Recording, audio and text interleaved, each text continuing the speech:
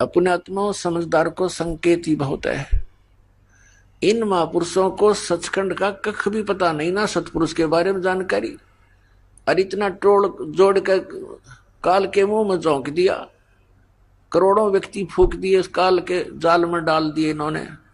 और अब बिना मानते, अब इनके गुरुओं ने एक मीटिंग की, राधा स्वामी, नंदन सतगुरु, जय गुरुदेव, इन सब ने मिलकर आगरा में। और उसमें उन्होंने पहले तो ये देखा कि, क्योंकि उनके भक्तों की शिकायत गई कि जी आपके विषय में एक रामपाल संत ऐसे ऐसे बोलता है, वो तो बहुत गलत कह रहा है। उन्होंने मीटिंग की, हमारी यहां से सीडी ले गए वो,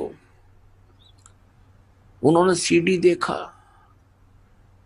और सबको वहां बुला लिया।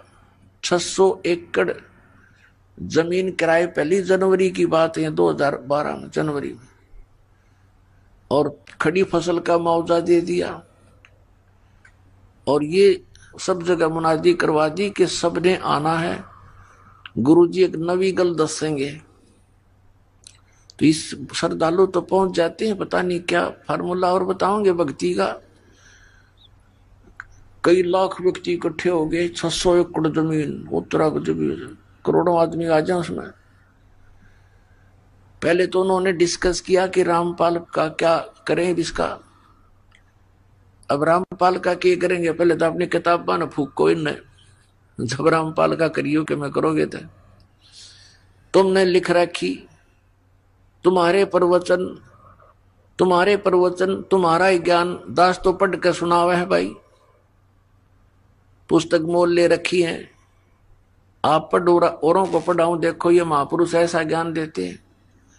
फिर सीडी दिखाई, उनका नहीं समझ में आई कि अभी केस करेंगे तो किस पे करोगे, इनकी दूरी पोल खोल लूंगा। फिर करके देखो एक बार, अगर ये थोड़ा सी हिम्मत कर लेते इस पर बैन लग जाए पूरे पंथ पे, इसका एक भी शब्द जनता में नहीं जा सकता इनका। ऐसा बेहुदा ज्ञान है इन लोगों का, कख भी नहीं पता, दुनिया को करोड़ों लोगों को डबो दिया।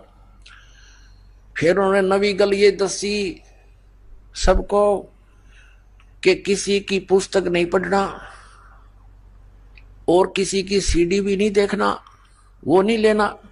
ये नवी गल दस के सबका थपकी मार के भेज दिए। अब वो श्रद्धालु बेचारे वो इन्हों सोचे गुरु जी का आदेश हो गया, हमने किसी की पुस्तक नहीं पढ़नी। उनको इन्हों ना पता, ये काल के जाल में बांध दिए, तुम कति के ठड़ी बांध के धर दिए और झोंक देंगे उनके अंदर।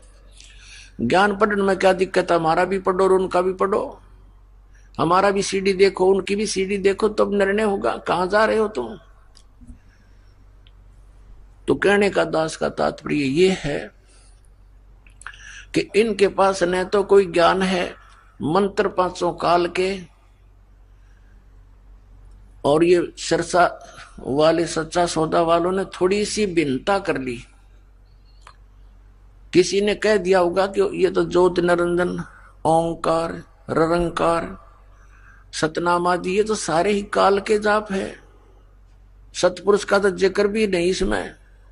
तो इन्होंने अपनी सूझबूझ से कि लोग नो ना कहेंगे ये काल के नाम हैं, 3 नाम चला दिए, सतपुरुष, अकाल मूर्त, शब्द स्वरूपी राम।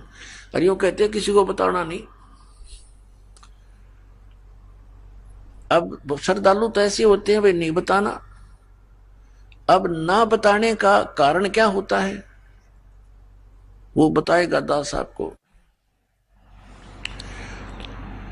अब ये अकाल मूर्त, शब्द स्वरूपी राम और सतपुरुष ये तो एक ही परमात्मा के महिमात्मक वचन शब्द हैं और पर्यायवाची है। जैसे जल पानी नीर, जल पानी नीर।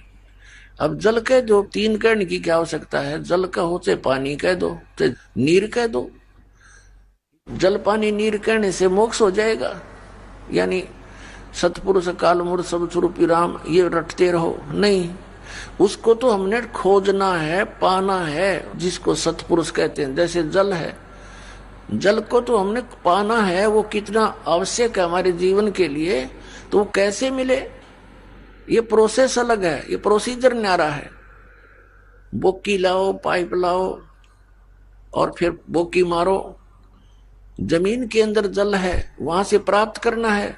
और फिर जब बोकी और पाइप का कार्य जल तक पहुंचना है, जल को बाहर निकालना नहीं बोकी और पाइप का कार्य है। उसके बाद फिर मशीन लगेगी हैंड पंप, वो हैंड पंप की भी फिर प्रैक्टिस करनी है, उसकी सेवा करनी है, उसका अभ्यास करना है। तो जब जल निकलेगा बाहर, जिसको हम खोज रहे थे, जल पानी नीर करने से नहीं, वो प्रोसेस अलग है, वो प्रोसीजर न्यारा है, वो इंस्ट्रूमेंट अलग है जिनसे वो साधना की जाएगी।